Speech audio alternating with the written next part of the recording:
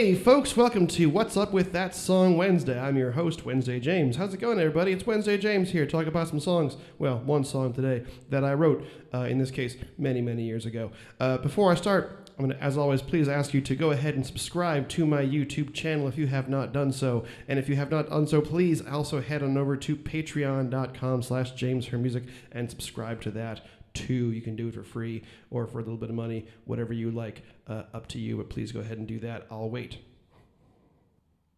Okay, great. Let's talk about the song Jaked.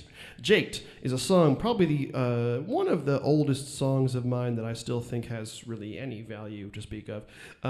It's from my college days. I don't have a lot of songs left over from that time that actually still kind of work, but this one kind of does. I don't play it that often. I might bring it back. We're going to find out. I don't know. I do think there's a sort of sweetness to it. A little. It's got a near and dear to my heart kind of song in terms of a lot of the elements of it. So let's talk first off. Let's talk about Ithaca, New York. Ithaca is where I went to college, IK, where the K stands for college. But Ithaca it's kind of like San Marcos for those of you Texan folks around here. It's a similar kind of small town with a college, but there's actually two colleges, Cornell and Ithaca College. So basically, there's like a small town at the foot of the middle of the Great Lakes, the Finger Lakes. The middle of the Finger Lakes is a small town.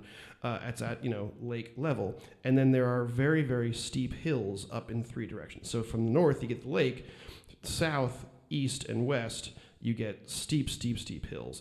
And Ithaca College was up the south hill, Cornell's up the east hill, west hill was just sort of another hill for other stuff, So it's an extraordinarily steep town, and because it's in New York State, it's also very, very cold, which means that you spend 4 to 6 months out of the year trying to navigate these extraordinarily steep inclines with like an inch of ice underneath the snow. We actually used to do there was a shortcut to my last house in Ithaca from my job, which was up by Cornell on the hill, to my house, which was near the bottom of the hill. There was a shortcut through the cemetery that was on the side of the hill there, and we found that in the wintertime you could just sort of plant your feet and slide and try to surf your way down. It helped to have a few drinks in you. So it's just a very steep. Everything is janky in that town. Everything is built on the side of these huge hills, and it's all college housing, which, as you can imagine, if you've ever lived in college housing, the houses are kind of shitty. They're beat up, they're old, they're haven't been really fully worked on for an awful long time. There's just a lot of flat, almost gray carpeting and soft floorboards and the whole thing. None of the doors quite line up, and everything's a little bit janky because everything's a little bit janky. It's just that's how the town is built. Everything is a little bit off kilter, and it's also it's a college town, so all the kids are kind of off kilter too. But that's neither here nor there. So I lived my third year in Ithaca. My first off-campus year, I moved into a house with a bunch of theater and film major people who are some of my dearest friends even now, people I still talk to. Lovely humans who I was so pleased to be.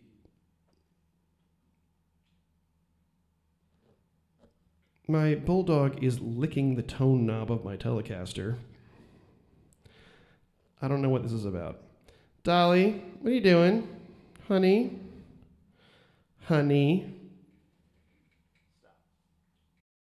moved into a house off campus, my first year off campus of my third year in college, with a bunch of theater and film majors.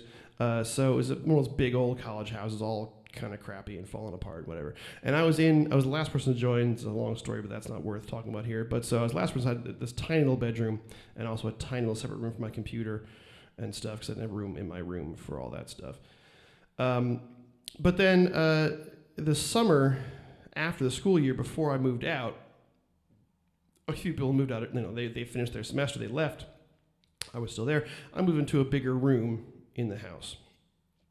For the last 2 months I was in there. I moved into the one of the side bigger rooms. And so I got into that room. This is all, furnished, of course, too, because college housing. No, college kids don't have their own beds and shit, or at least they didn't when I was a college kid anyway. So, you have these crappy bed frames and crappy dressers and whatever else. So I moved into this other room in the house.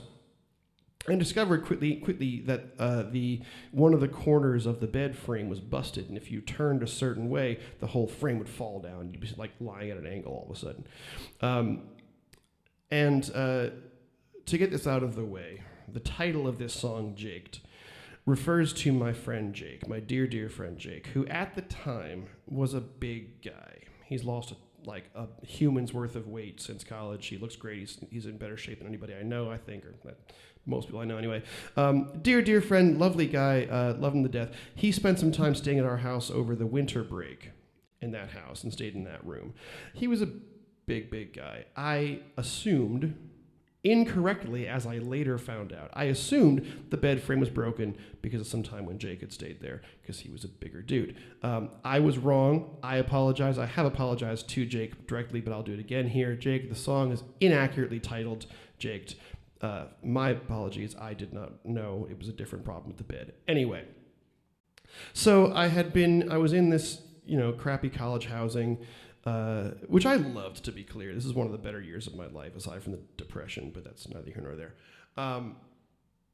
And the bed was broken, and the door didn't quite close all the way, and everything was janky. So I had one day I'd written this verse, just sitting on a slanted bed in a room with a slanted door, like everything is in angles. There's the world, blah, blah. Okay, got the first verse, and it just I wrote that. I'm like, okay, that's nifty. Maybe I'll come back to that at some point. I'm notorious about writing first verses and then never returning to them. I have a phone full of first verses that I have never returned to. It's hard for me to kind of get back in the mind space or to find a different way to go, which is what happened here.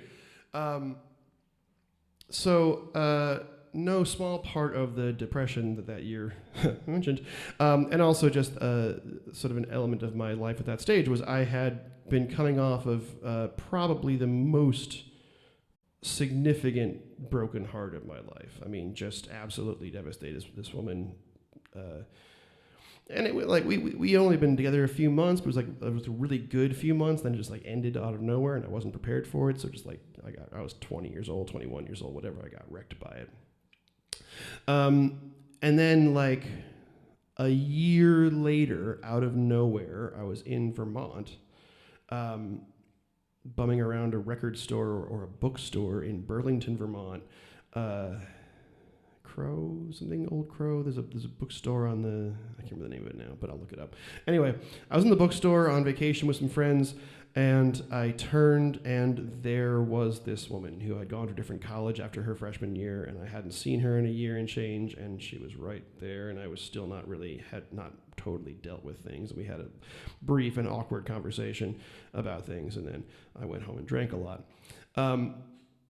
So I got back from Vermont, maybe, a few weeks later. I was sitting in the house, and I was going to go walk down the hill. Because that house was sort of halfway up the hill to Cornell. It wasn't all the way up, but it was still up the hill. I learned from that reason that your better bet in this kind of situation is to live at the bottom of the hill and do your drinking at the top of the hill, not vice versa, which goes badly. But I was only halfway up the hill, so that was dealable. So I was going to go walk downtown to go to the bar and hang out and have some drinks and cause some trouble. I was 21, and sounds like a good idea for a Tuesday night or whatever the hell night it was. And as I was walking down the hill from the house to the bar, from the estate, hello, shout out to the estate, walking down to the bar, this, I've made it my goal to stand upright through all this popped in my head. Because I was thinking about this interaction with this woman and that somehow I recalled the verse I had written a month earlier or whatever, or 2 months earlier, and then this chorus and this event of running into this woman who had stomped upon my heart so thoroughly.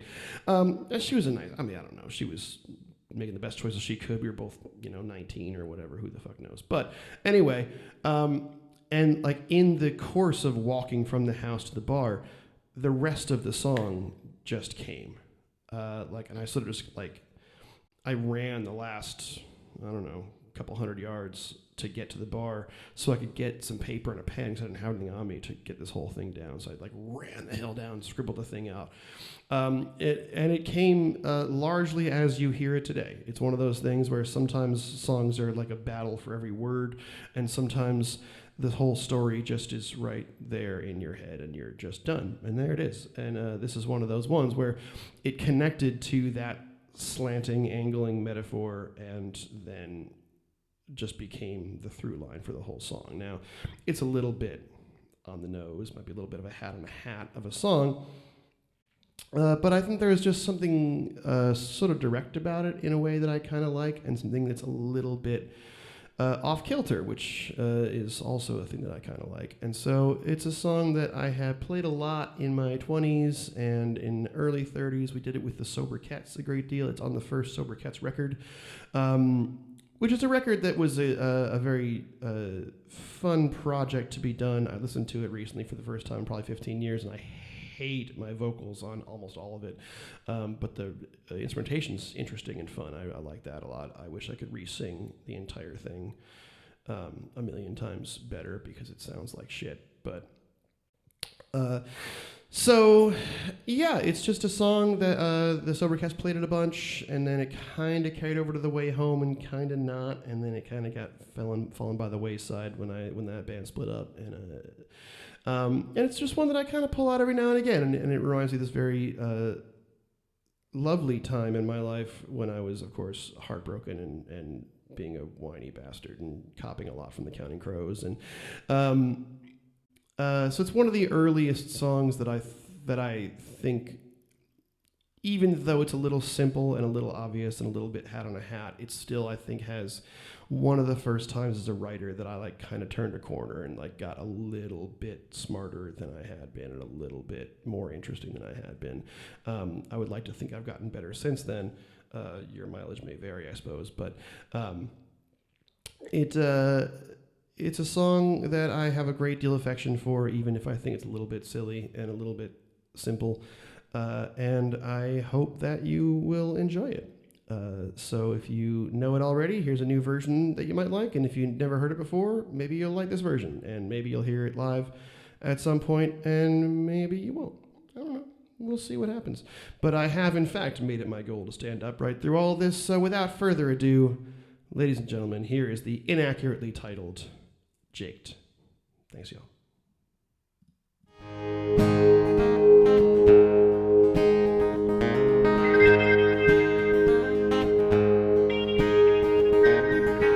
Sitting on a slanted bed in a room with a slanted door, and it seems like everything lately has been at angles to the rest of the world.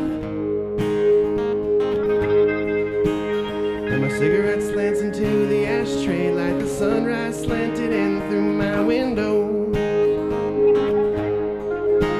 And I'm getting used to seeing everything sideways. It's easier that way, you know. But I have made it my goal to stand up right through all of this. And I have made it my goal to stand up right through all of this. Well, she used to lie beside me sideways, sidling up to my back. Now she smiles a slanted smile, slants her body back away from me. Sun been screwing my head on crooked, I've been thinking things I know ain't right. And she angles me a question, and I give a crooked answer. I'm fine, I'm fine, I'm fine, I'm fine.